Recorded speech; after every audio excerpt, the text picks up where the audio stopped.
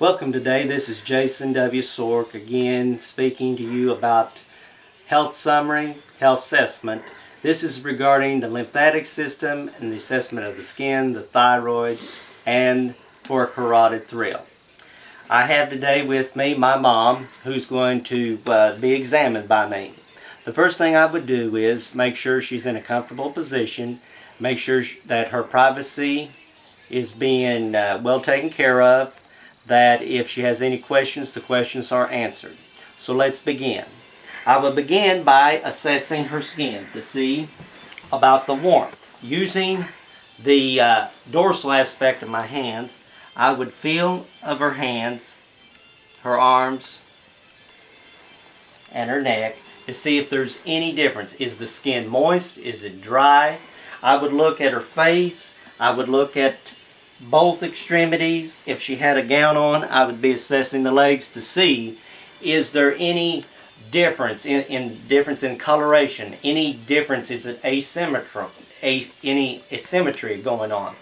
Furthermore, if, for example, I'm assessing and her hands would be cool, I would begin to assess where does the coolness begin, because this could be dealing with the venous system. Another thing that we need to check on is the hands.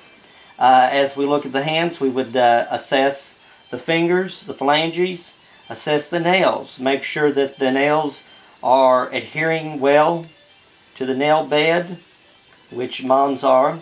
Check for a capillary refill, which mom's capillary refill is fine. I'm going to check both. And the nails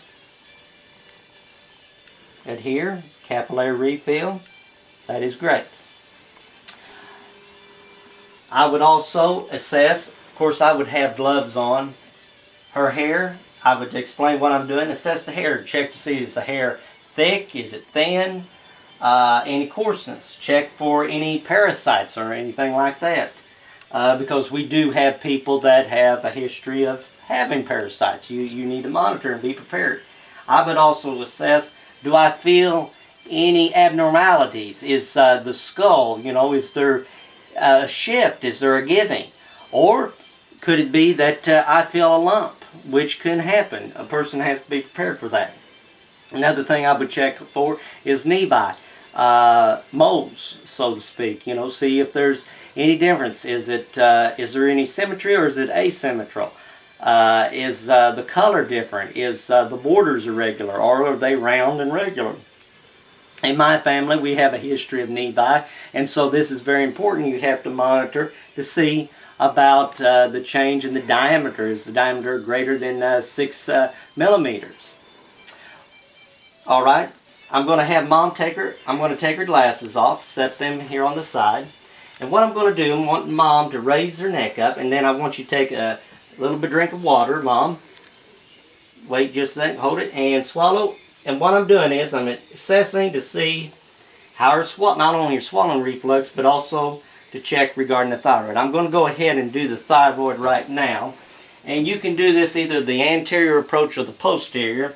After studying, I think I'm more comfortable with the posterior.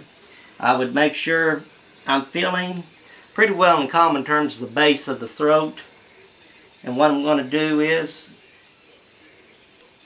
get my fingers right. And mom, if you can swallow for me just one more time. What I'm doing is the thyroid will move, and I'm going to start feeling for any nodules. Thyroid should be smooth. I'm not feeling any nodules. Okay, now I'm going to check the other side. Hold on just a second. Okay, swallow for me one more time. Okay, and I'm feeling, and I don't feel any nodules. So that assesses the thyroid. I'm going to check for a carotid thrill. I shift to the bell of the stethoscope, and I'm listening. Now I need you to hold your breath for just a second. All right. I heard there was no thrill noted. The reason why I held her to hold the breath is because the respirations would have been auscultated, and I wouldn't have been able to hear for any carotid thrills. That's the reason why I had her to hold her breath for a second. Finally, I'm going to check for the lymphatic system, the nodes. So I'm going to start off with the auricular node. I go behind the ears with the post-auricular. I'm feeling for any nodules. Then I go further back for the occipital. I check, I would say, the lateral aspects of the neck, which is the tonsillar, submaxillary, substernal. I go down and we're assessing subclavicular. Then, further in the back of the neck, I'm going with the posterior cervical. I go a little bit to the lower part of the lower lateral neck, and I go to the anterior cervical, the deep cervical area, and I'm not feeling anything there.